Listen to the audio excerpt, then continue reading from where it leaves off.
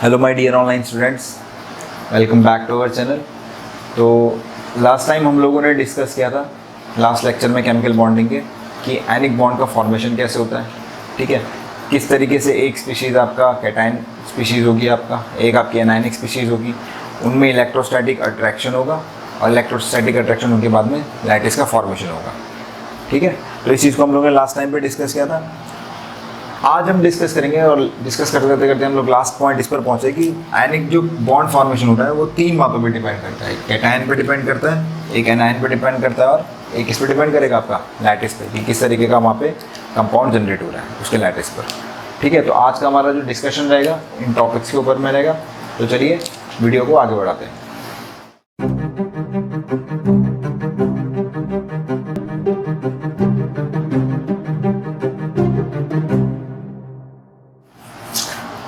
ठीक है, तो बच्चों देखना, सबसे पहला जो है हमारे पास में दैट इज कैटायनिक स्पीशीज, है ना। हमारे पास में आपका यहाँ पर क्या फॉर्म हो रहा है, आपका कैटायन स्पीशीज। ओके, तो कैटायन का जो फॉर्मेशन है ये मेजरली किससे होता है, आपका from isolated gaseous metal atoms. ठीक है, आइसोलेटेड गैसियस मेटल एटम से कैटायंस का फॉर्मेशन होता है। ठीक है, तो थोड़ा बहुत मैं आप लोगों को आइडिया देता हूँ कि किस तरीके से इसका फॉर्मेशन होता है। तो यूजुअली आपके पास में एक आइसोलेटेड गैसियस मेटल एटम है। ठीक है, इसको मैं एनर्जी प्रोवाइड करवाऊंगा और ये कन्वर्ट होगा आपका मेटल कैटायन और साथ में क्या लूज़ करेगा, आपका इलेक्ट्रॉन लूज़ करेगा। ठीक है, तो during formation of metal cationic species यहाँ पे हम लोगों को एक सर्टेन अमाउंट ऑफ एनर्जी देनी पड़ी होगी इस गैसियस एटम को। ठीक है, और उस एनर्जी को बोलते हैं हम लोग आयनाइजेशन एंथैल्पी। उस एनर्जी को बोलते हैं हम लोग आयनाइजेशन एंथैल्पी। ठीक है, तो एक चीज़ का ध्यान रखना बच्चों कि जो एंथैल्पी टर्म है, ठीक है, केमिस्ट्री के अंदर में हम लोगों को एनर्जी को मोल की टर्म में डील करना पड़ता है।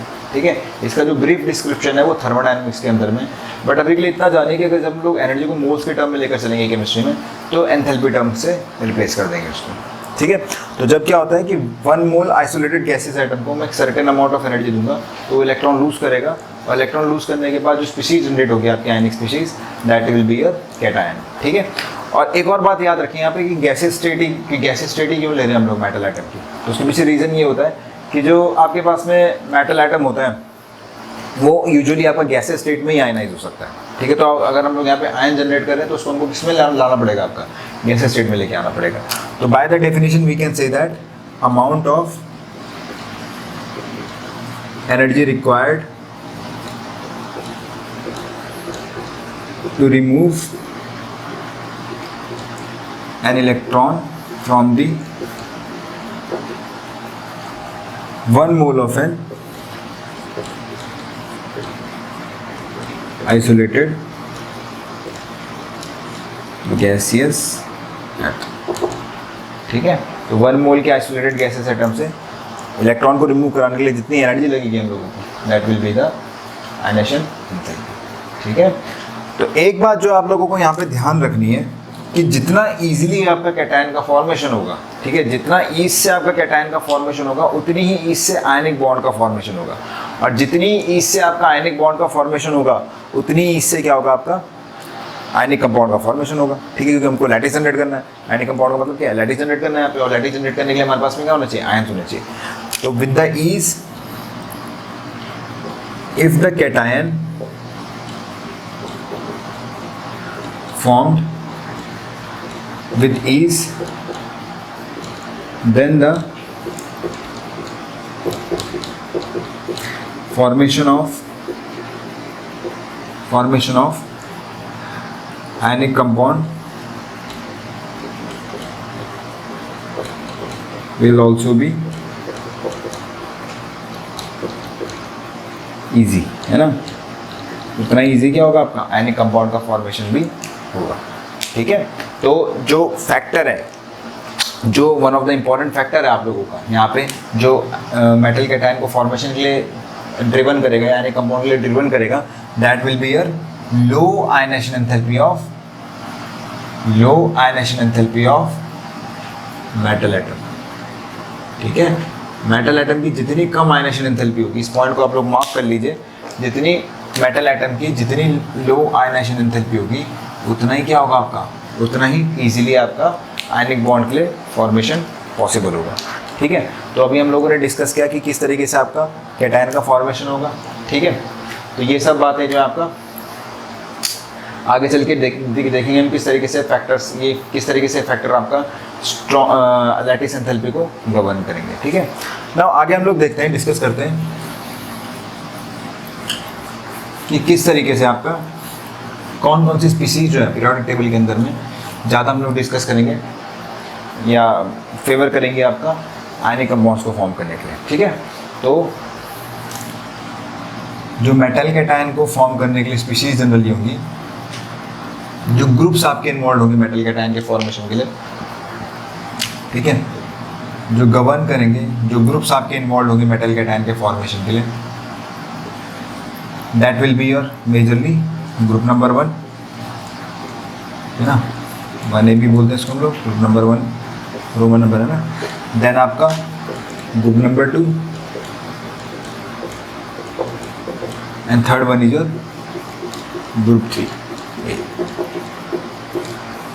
ठीक है, तो these are the major group जो हम लोग डिस्कस करेंगे। इनमें से भी आपका फर्स्ट और सेकंड ज़्यादा इंपॉर्टेंट है, जिनको हम लोग डिस्कस करेंगे आपका that will be responsible for the formation of ionic compound. ठीक है, और यही क्यों डिस्कस कर रहे हैं, क्योंकि आपके पास में अगर हम लोग बात करें मेटल्स की, ठीक है, जो रिएक्टिव मेटल्स की अगर हम लोग बात करते हैं तो इन्हीं पर्टिकुलर इन्हीं ग्रुप्स में आप लोगों के मिलेंगे। ठीक है, और इनमें एक चीज़ होती है आपकी इलेक्ट्रोवैलेंसी। तो हर एक ग्रुप की अपनी एक इलेक्ट्रोवैलेंसी होती है। तो यहाँ पे जो आयनिक कंपाउंड होता है, तो आयनिक कंपाउंड के लिए हम लोग डील करते हैं मेजरली आपका इलेक्ट्रोवैलेंसी। ठीक है, तो जैसे ग्रुप 1 है, तो ग्रुप 1 में आपके पास में लिथियम, सोडियम, पोटेशियम है ना, ये सारी स्पीशीज आती हैं। ठीक है, तो यूजुअली आपके पास में जितने इलेक्ट्रॉन लूज करेगा, ठीक है, total number of electron lose by an atom, ठीक है, that will be its electrovalency. जो पुरानी बुक्स आप लोग पढ़ेंगे वहाँ पे लिखा हुआ टर्म मिल जाएगा आपको। ठीक है, काफ़ी वहाँ पे आपका डील किया जाता है। अब जो नया लिटरेचर उसमें इतना इसको डिस्कस नहीं किया जाता। इलेक्ट्रोवैलेंसी अगर कोई पूछे आपसे तो क्या होता है, मेटल के केस में क्या होगा आपका इलेक्ट्रोवैलेंसी, कितने आपके मेटल एटम आपका इलेक्ट्रॉन लूज कर रहे हैं, that will be its electrovalency. तो जैसे अगर मैं ग्रुप 1 की बात करूँ तो ग्रुप 1 में आपके पास में एक इलेक्ट्रॉन लूज होने वाला है, तो it will be its electrovalency. उसी तरीके से ग्रुप 2 में अगर हम लोग बात करें तो कितने इलेक्ट्रॉन लूज होंगे आपके, यूजुअली 2 इलेक्ट्रॉन लूज होंगे। तो यही क्या होगा उसकी इलेक्ट्रोवैलेंसी होगी। ठीक है, तो इलेक्ट्रोवैलेंसी जनरली क्या आपके पास में कि कितने आपके इलेक्ट्रॉन यूज हो रहे हैं during the formation of bond in case of metal. Now जो नेक्स्ट स्पीशीज है हमारे पास में, ठीक है, तो ये एक चीज़ को यहाँ पे ध्यान रखना कि जितनी कम आयनेशन एंथैल्पी होगी, minimum the ionisation enthalpy, greater will be the tendency to form metal cation and greater will be the tendency to form lattice, है ना। इस चीज़ को याद रखना आप लोग हमेशा। नाउ जो सेकंड हम लोग डिस्कस करेंगे दैट विल बी अनायन।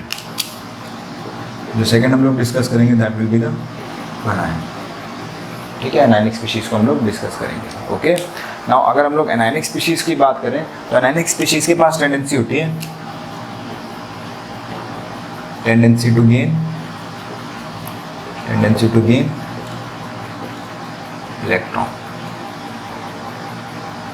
ठीक है, तो मेटल कैटायन के पास क्या टेंडेंसी होती है, इलेक्ट्रॉन गेन करने की। ठीक है, और गेन और लूज हो क्यों रहा है आपका, ये मैं पहले पिछले लेक्चर्स में कई बार डिस्कस कर चुका हूँ।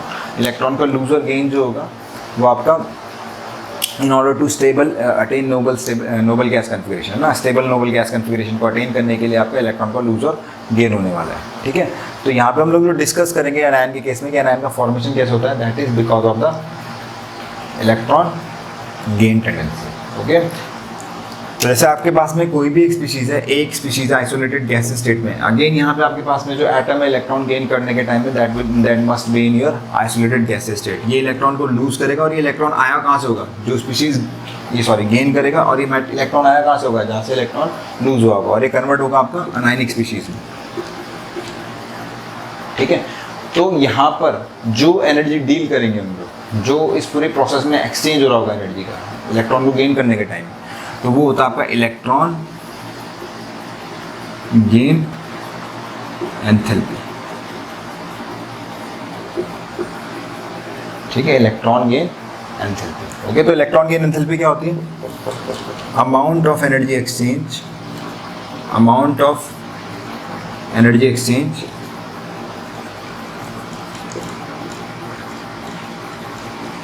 During the gain of electron by 1 mole of isolated gaseous atom। ठीक है, 1 mole of isolated gaseous atom. ठीक है, तो ये 1 मोल की स्पीशीज कितना इलेक्ट्रॉन एनर्जी का एक्सचेंज करे। इस बात का ध्यान रखना बेटा कि जो पिछला स्टेटमेंट लिखवाया था मैंने आप लोगों को, दैट वाज कितनी एनर्जी आपकी लगेगी इलेक्ट्रॉन को लूज करवाने के लिए। ठीक है, यहाँ पे क्या आपके पास में कितनी एनर्जी एक्सचेंज होगी आपका इलेक्ट्रॉन को गेन कराने में। ठीक है, तो इसका मतलब ये है कि जो आपके पास में इलेक्ट्रॉन गेन एंथैल्पी होगी ये आपकी दोनों हो सकती है। इट कुड बी आइदर, ये बोथ वे हो सकती है। या तो क्या हो सकती है, it could be air exothermic, या तो आपकी एनर्जी क्या हो सकती है, रिलीज हो सकती है। ठीक है, क्या हो सकती है, तो आइदर आपका एक्सोथर्मिक हो सकती है, ठीक है, और या फिर क्या हो सकती है आपका एंडोथर्मिक। ठीक है, या तो क्या हो सकती है एंडोथर्मिक,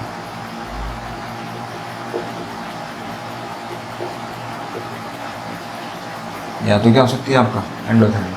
तो ये बहुत तरीके से काम कर सकती है आपका, दोनों प्रोसेस यहाँ पे हो सकते हैं आपका, है ना। तो जैसे फॉर एग्जांपल अगर हम लोग बात करें, अगर हम लोग बात करें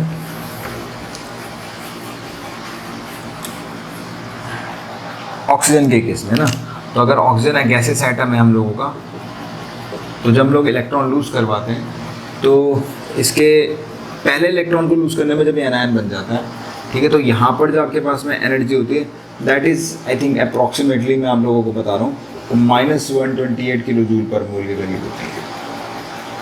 ठीक है, electron gain enthalpy, this is it's first electron gain enthalpy. First क्यों बोल रहे हैं हम लोग, बिकॉज यहाँ पर आपके केस में ये पहले इलेक्ट्रॉन को गेन कर रहा है।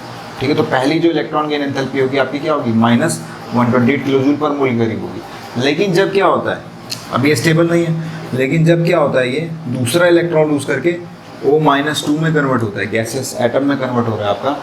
इसकी जो अप्रॉक्सीमेटली एनर्जी होती है electron gain enthalpy, that is approximately, मैं आपको अप्रॉक्स बता रहा हूँ, 798 किलो जूल आई थिंक पर मोल के करीब होती है। ठीक है, तो ये अप्रॉक्सीमेट डाटा है, डिजिट में मत जाना, बट इतना याद रखना कि यहाँ पे आपके पास में जो एनर्जी होगी ये आपकी कैसी होगी, एंडोथर्मिक होगी। ठीक है, तो एक बहुत इंपॉर्टेंट पॉइंट है, काफ़ी बच्चों को कन्फ्यूजन रहता है इस चीज़ को लेकर के कि आपकी इलेक्ट्रॉन गेन एंथैल्पी एक्सोथर्मिक रहती है। नहीं, ऐसा ज़रूरी नहीं है, इलेक्ट्रॉन गेन एंथैल्पी आपकी एंडोथर्मिक भी हो सकती है। अब एंडोथर्मिक होने के पीछे रीज़न क्या है, यहाँ पे एंडोथर्मिक होने के पीछे रीज़न ये है कि पहले ही यहाँ पर आपके पास में ऑक्सीजन जो है इलेक्ट्रॉन रिच स्पीशीज़ है, पहले इस पर इलेक्ट्रॉन है, नेगेटिव चार्ज है। ठीक है, और जब मैं इस पर इलेक्ट्रॉन दे रहा हूँ, जब मैं इसको इलेक्ट्रॉन दे रहा हूँ तो इलेक्ट्रॉनिक रिपल्शन बढ़ रहा है। तो उस रिपल्शन को ओवरकम करने के लिए मुझे क्या करना पड़ेगा, बाहर से एनर्जी देनी पड़ेगी। इसीलिए जो मेरा सेकंड इलेक्ट्रॉन गेन एंथैल्पी होगी दैट विल बी एंडोथर्मिक। ठीक है, इस चीज़ को ध्यान में रखना आप लोग, काफ़ी बच्चे इसमें कंफ्यूज होते हैं। तो to overcome the repulsion, to overcome the repulsion, to overcome the repulsion, ठीक है, extra energy given to the, extra energy given to the, given to the O minus ion, है ना, O माइनस आयन। तो इस चीज़ को याद रखना आप लोग कि जो दूसरा स्टेप होगा यहाँ पे लगभग आपका किस तरीके का होगा, that will be your endothermic process. ठीक है, तो यहाँ से एक चीज़ निकल के आती है हम लोगों को कि वो ये है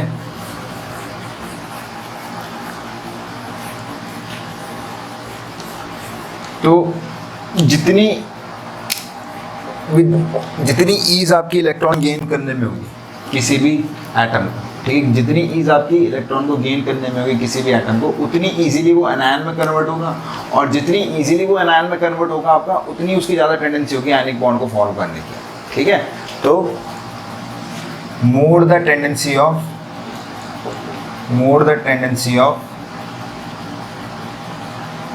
atom to gain electron, more will be the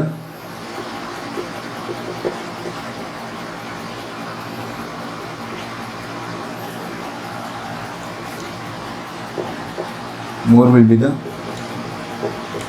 tendency to form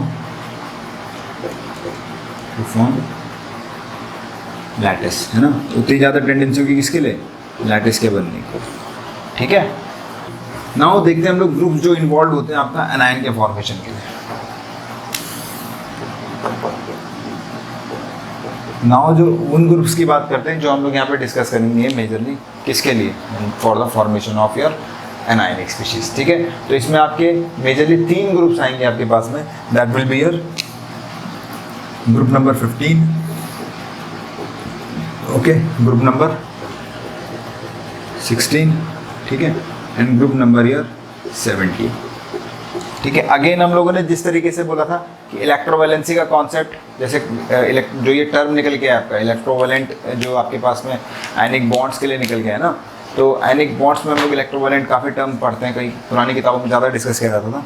तो जो ग्रुप 15 है, तो ग्रुप 15 में आपके पास में नाइट्रोजन फॉस्फोरस जो फैमिली होती है ना, नाइट्रोजन फैमिली होगी, ऑक्सीजन फैमिली होगी आपकी ग्रुप 16, और ग्रुप 17 जो होगी आपके पास में that is your halogen family, है ना, फ्लोरीन फैमिली जो आपके पास में हैलोजन फैमिली। तो इसमें आपके पास में फ्लोरीन, तो इनके पास टेंडेंसी होती है इलेक्ट्रॉन को गेन करने की, ठीक है। इनके पास आपके पास टेंडेंसी होगी सबके पास में इलेक्ट्रॉन को गेन करने की। पुराने नाम अगर हम इनकी बात करें तो this is your 5th, this one is your 6th and this one is your 7th। अब जिस तरीके से मेटलिक स्पीशीज़ में आपके पास में टेंडेंसी को हम लोग मतलब इलेक्ट्रोवैलेंसी से डील करते हैं इलेक्ट्रॉन को गेन करने के लिए, ठीक है। इलेक्ट्रोवैलेंसी से हम लोगों ने मेटल के केस में इलेक्ट्रॉन लूज करने के बेस पे हम लोगों ने इलेक्ट्रोवैलेंसी को डिस्कस किया था। नॉन मेटल्स के केस में these all are your non metals, ठीक है, these all are your non metals. तो नॉन मेटल्स के केस में जो इलेक्ट्रोवैलेंसी को डिस्कस करेंगे हम लोग, that is depends upon the electrovalency जो यहाँ पे रहेगी, नंबर ऑफ इलेक्ट्रॉन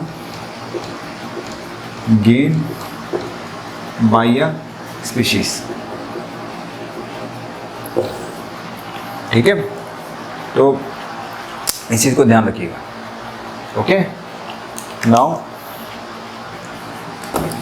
तो यहाँ इन दो बातों से, कैटायन और एनायन से, दो जो आपके पास में जो दो बातें हैं यहाँ पे, इनसे दो टेक होम मैसेजेस हैं जो आपको याद रखने हैं। वो ये कि मेटालिक स्पीशीज़ होगी, मेटालिक स्पीशीज जो होगी वो क्या करेगी, वो आपका इलेक्ट्रो पॉजिटिव कैरेक्टर शो करेगी। इलेक्ट्रो पॉजिटिव का मतलब क्या फॉर्म करेगी, वो फॉर्म करेगी कैटायन, ओके। नाउ कैटायन के फॉर्म, ये सब आपका फैक्टर्स जो है ये अलग तरीके से पढ़ते हैं, प्रोडक्ट एलिमेंट्स वगैरह में पढ़ते हैं। और दूसरा जो नॉन मेटल स्पीशीज़ होगी, जो आपके पास में नॉन मेटल स्पीशीज़ होगी, that will be your electronegative in nature, that will be your electronegative in nature, और वो फॉर्म करेगी आपका अनायन, ठीक है। और इन दोनों बातों पे आपका पूरा का पूरा लैटिस का फॉर्मेशन डिपेंड करेगा, ठीक है। तो डियर स्टूडेंट्स, हम लोगों ने अभी डिस्कस किया कि किस तरीके से आपका कैटायन का फॉर्मेशन होता है, किस तरीके से एनायन का फॉर्मेशन होता है। नाउ थर्ड पॉइंट जो आज हम लोग डिस्कस करने वाले हैं, ठीक है, जो कि काफ़ी बच्चों के लिए नया भी होगा, दैट इज लैटिस, ठीक है। लैटिस के बारे में डिस्कस करेंगे। तो लैटिस मैंने आपको पिछले लेक्चर में भी आपका NaCl का एक लैटिस बना के दिखाया था कि किस तरीके से आपका एक पॉइंट पर सोडियम आयन थे और एक पॉइंट पर आपका क्लोराइड आयन थे, ठीक है, वो मैं आपको दिखा चुका हूँ। लेकिन यहाँ पे जो मैं लैटिस को लेकर डील करने वाला हूँ, वो जो सबसे इंपॉर्टेंट बात है, that is your lattice enthalpy, that is your lattice enthalpy, ठीक है बच्चों। तो डियर स्टूडेंट्स, आप लोगों को बताना है कि लैटिस एंथैल्पी होती क्या है, ठीक है। तो हुआ क्या है यहाँ पे आपके पास में, एक स्पीशीज़ ने इलेक्ट्रॉन गेन लूज किए तो क्या फॉर्म किया, कैटायनिक स्पीशीज़, और एक स्पीशीज़ ने इलेक्ट्रॉन को क्या किया, गेन किया तो क्या फॉर्म किया, एनायनिक स्पीशीज़। अब इन दोनों में इंटरेक्शन जनरेट हुआ, और इंटरेक्शन जनरेट होने के बाद क्या हुआ आपके पास में, इंटरेक्शन जनरेट होने के बाद में आपका फॉर्म हुआ AB कंपाउंड, ठीक है।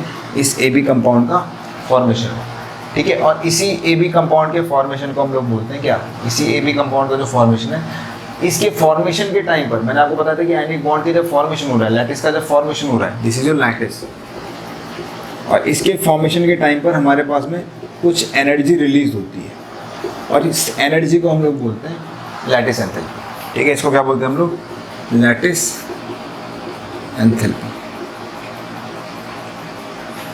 ठीक है, अब यहाँ पे आपके पास में एनर्जी रिलीज हो रही है तो हम लोग बोलेंगे एक्सोथर्मिक, लेकिन ऐसा जरूरी नहीं। यूजुअली हम लोग एक्सोथर्मिक लेकर चलते हैं, लेकिन लैटिस एंथैल्पी आपका एंडोथर्मिक भी हो सकती है, वो मैं बताऊंगा किस तरीके से। तो सबसे पहले इस प्रोसेस को समझिए। तो इस प्रोसेस में वो क्या रहा है, कैटायन बना आपका, एनायन बना, इनके बीच में इंटरेक्शन जनरेट हुआ। और मैं स्ट्रिक्टली बोल रहा हूँ आप लोगों को, ये बात क्लियर है, इस बात को याद रखिए कि जो आयनिक बॉन्ड का फॉर्मेशन है that is depends upon electrostatic attraction. जितना अच्छा इलेक्ट्रोस्टैटिक अट्रैक्शन होगा उतना स्ट्रॉन्ग आपका आयनिक बॉन्ड का फॉर्मेशन होगा। इसको हम लोग देखेंगे किस तरीके से फैक्टर्स रिस्पॉन्सिबल होते हैं। तो ए भी एक लैटिस जनरेट हुआ, ठीक है, और इस लैटिस के फॉर्मेशन में एनर्जी रिलीज हुई है, ओके। और इस एनर्जी के रिलीज होने की वजह से जो ये एनर्जी रिलीज हो रही है इसी को हमने नाम दिया लैटिस एंथैल्पी, ठीक है। तो amount of energy released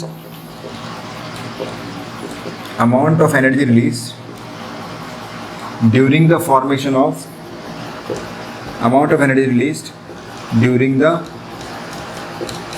of during the formation of 1 mole of ionic compound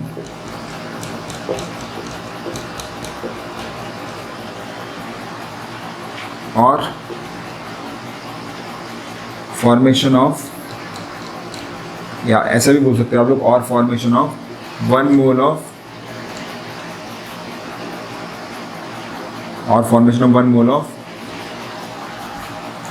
lattice from its constituent gaseous ions, ठीक है। तो इस चीज़ को याद रखिए कि यहाँ पे जो आपका लैटिस का फॉर्मेशन हो रहा है हम किससे डील कर रहे हैं, आपका गैसियस आयंस से। तो जितने गैसियस आयंस आपके इन्वॉल्व हुए और इनके इन्वॉल्व होने की वजह से जो लैटिस फॉर्म हो रहा है, जितनी एनर्जी रिलीज हो रही है, ये जो एनर्जी रिलीज हो रही है it will be its lattice enthalpy, ठीक है। And on another way we can also speak that, ठीक है। तो यूजुअली जो लैटिस एंथैल्पी आपका यहाँ पर हम लोग एक्सोथर्मिक के टर्म में डील कर रहे हैं, क्योंकि हम लोग बोले अमाउंट ऑफ एनर्जी रिलीज लिख देना, हाँ यहाँ पे रिलीज होगा आपका amount of energy released during the formation of 1 mole of ionic compound और formation of 1 mole of lattice from its constituent gases ions, ठीक है। तो इस चीज़ को याद रखिएगा। अब अनदर वे हम इसको किस तरीके से बोलते हैं, जब लैटिस बना होगा तो लैटिस के बनने में आपका कितना अमाउंट ऑफ एनर्जी लगेगी उसको तोड़ने के लिए, ठीक है। 1 मोल के लैटिस को तोड़ने के लिए कितनी एनर्जी लगेगी उसको भी हम लोग लैटिस एंथैल्पी के टर्म में बोल सकते हैं। और उस केस में आपका लैटिस एंथैल्पी किससे डील हो रही होगी, आपकी एंडोथर्मिक के। लेकिन हम लोग जब यहाँ पर डिस्कशन कर रहे हैं कि कंपाउंड के फॉर्मेशन की बात कर रहे हैं, तो यूजुअली हम लोग जो लैटिस एंथैल्पी लेकर चलेंगे that will be your in terms of exothermic process, okay. तो इस बात को याद रखिएगा कि इसको अनदर वे किस तरीके से बोल सकते हैं हम लोग लैटिस एंथैल्पी को, अनदर वे इस तरीके से बोल सकते हैं, amount of energy required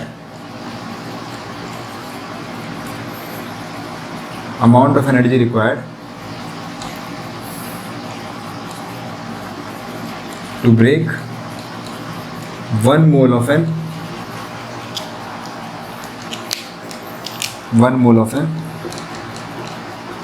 ionic compound into its constituent